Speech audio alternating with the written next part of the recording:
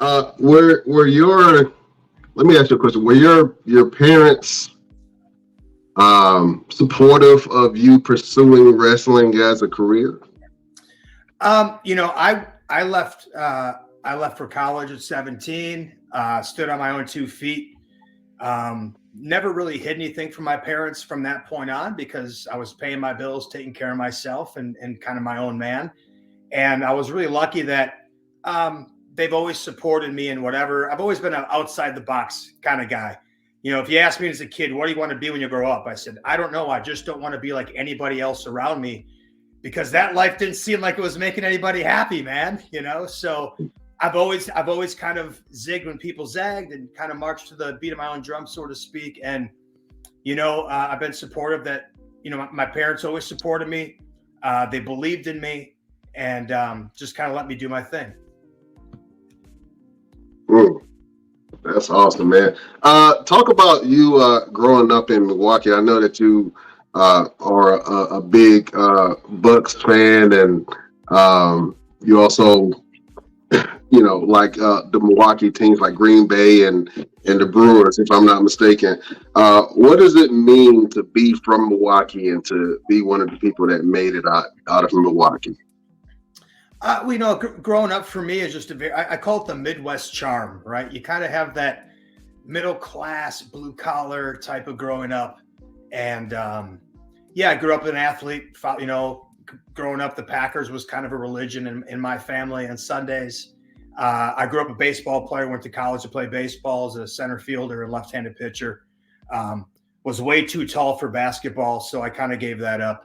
But that was a joke. But yeah, man. I just once I had the opportunity, I knew I wanted to travel. I wanted to get out of the Midwest. I wanted to see the rest of the country. And when I did that, and that was after a couple of years of trying the college thing and realized it wasn't for me.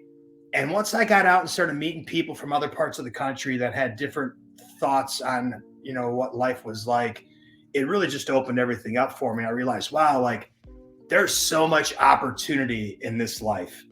And we don't want to shortchange ourselves by boxing ourselves in anywhere. And so I remember this vision. I actually was thinking about this the other day.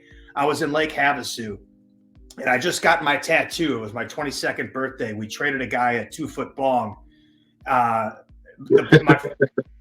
guy I was traveling with, his company did custom blown glass pieces for different bands and things like that. So it was my birthday, and we met this guy who was a tattoo artist. This guy was like, "Hey, it's my bro's birthday, man. Like, we want to get him some ink. Like, what if I trade you this sick piece for it?" And so, but the next day we were out on this boat on Lake Havasu. And I remember just sitting there, and actually my hair was kind of getting long at the time. And it was just like this aha moment of like, man, like there's so much out there, but you have to go out and explore it. You have to go experience it. If you sit in your cube all day and you can experience it through a screen, but that ain't the real thing, Yeah. And and that's what I just knew. Like, I didn't know what I wanted to do, but I wanted to do something different than the people I've grown up around. Not that there's anything wrong with it. I felt like there was something different for me. Yeah. Absolutely. Listen, Quick, go ahead, Mr. Green. let's dive in. So, professional wrestling, your first experience. What was that like stepping into a ring, training, in that moment, and what was going through your mind as you was having that moment? Because a lot of professional wrestlers now, especially on the indies, when we had that first moment, we're like, either wow, I can't believe I'm doing this, or damn it, I can't believe I'm doing this. Yeah. So what was your moment? Was you like, wow, I can't believe I'm actually doing it, or damn it, I'm about to go home because I can't believe I'm trying to do this? Well, so when I broke in 2000, so this predates social media and Instagram and YouTube and all these things. So even Google search engines, all this. So you couldn't just find wrestling schools by going on the internet and looking it up. It was kind of, you had to know somebody who knew somebody or had a connection somewhere, right? It was a little more, I'll say protected, but in a way, right? They protected the business a little more than we do now. And so I was actually getting ready to move out to Lake Havasu. I was having a great time out there doing some extracurricular activities, and because I wanted to get out of Minnesota, where I'd been, after going to college there for a couple of years. And I had my car packed up and I was ready to move out. And a childhood friend of mine called up and told me he was training to be a pro wrestler up in Minneapolis. And I remember saying, I was like, what do you mean? Like, what, you go to like a wrestling college? You know, like kind of being a smart ass. He's like, well, no, there's a school up here with Eddie Sharkey, who I knew the name immediately because Eddie Sharkey trained the Road Warriors and Rick Rude and Barry Darsow, and you know, had a hand in a lot of those guys that broke out of the Midwest area. So I knew the name, and so I said, all right, man, I'm not saying I don't believe it, but I got to check this out for myself. So I drove up a couple hours, and yeah, it was a small ring, 16-foot ring, low boy, set up in this little garage.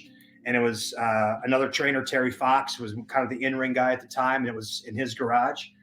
And I remember walking in, there's these two guys in the ring going through some drills, and like it was just like my eyes were like, what? Like, this is a real thing. Like, holy shit. It was like, and it was like the clouds parted, like the light came down and shined. And I was like, and not to be too arrogant, but I was watching these guys for a couple minutes. I was like, man, I know I could do it better than those guys. Like, what is, so I went to Terry and I said, hey, Terry, can I just get in the ring for just a minute just to see what it's like? He said, nope, absolutely not. It's $3,000 and you got to sign a waiver. And I'm like, oh man, I got like $500 to my name at the time, right? Mm-hmm. And I said, Terry, I got $500. I said, I'll give you half of it right now, and I'll pay you every week until this is paid off. And he's looking at me. He's like, Terry, to give you Terry's like 5'9", like 220, you know, kind of little belly and the mustache, the Horace Hogan, who, you know, the little fat cheeks, great guy. And he looks at me, he squints, he goes, let me think about it for a minute. So he goes, he kind of like leaves me hanging there. About 30 minutes later, he's like, so you really want to do this, huh? I was like, Terry, I've never wanted to do anything more than this in my life. And he's just looking at me. He's looking me up and down. He goes, okay, you got yourself a deal. And I was like, what? So I went and asked my buddy. I was like, hey, man, can I move up on your couch? And he's like, yeah, sure. And that was it. So instead of going to Lake Havasu, I drove up 2 hours to Minneapolis, plopped on my buddy's couch. I started giving plasma twice a week to make money. I started working temp jobs at 5 a.m. You know what I'm saying? So it's like, there was no GoFundMe. You know, I had to go fund myself. You know, I could have just asked for handouts, but it didn't matter. I was getting to chase something I didn't think was even possible, right? And so, yeah, Monday, Wednesday, Friday, you know, 3 o'clock, 4 o'clock, I'd get there, leave about 9 p.m. I was first one there, last one to leave. You know, go work my job in the morning and just, you know, a lot of us, I mean, at that age, I'm 22 at the time, fresh out of dropping out of college, going, what am I going to do with my life? You know, and a lot of people don't get lucky enough to find their calling, to find that thing that lights them up. You know, right. That, you know, people go, man, you put in so much work. You were really dedicated, and it never felt like work because the fact I got to go train these 3 days a week and do this, whatever else I had to do on the side to facilitate doing this, never felt like work. And yeah, that was it, man. I trained for about 6 months, had my first match, and then just started, you know, spreading out, branching out over 4 years. You know, there was no YouTube. You know, you couldn't connect through the internet. You had to like actually drive to shows and network and give people VHS tapes you knew they'd never watch unless they were drunk after a show and they wanted to laugh at people. You know, but that's how you got your name out there. It's how you did it. Absolutely. And that's one of the things that you did touch on that a lot of people don't realize. It's the hustle and bustle and all the extra stuff that you had to do to fund this opportunity to do it, like selling, like getting plasma and, you know, picking a little odds and ends jobs. Like everybody think that as soon as you become a professional wrestler, you're making millions and millions of dollars. But no, we're spending millions and millions of dollars to be able to do this crazy thing that we do every week to entertain people. So that's very good. I appreciate you bringing that up. But really quick, before we move on, I know Brian has another question. We're going to let some of the other guys, you know, introduce themselves and ask another question. What is going on with that picture behind you? Like, you got to tell me what. Oh man. So I've had this picture. This picture was in my attic when I was growing up as a kid, and my uncle was an art teacher, and he painted this. And I took this off to college with me, and this is one of the few things it's been with me ever since. I had it reframed a number of years back, and it's just a cool piece, man. And you know, it's from the family and staying in the family. And so yeah, wherever I go, this picture is always the piece that gets put up first.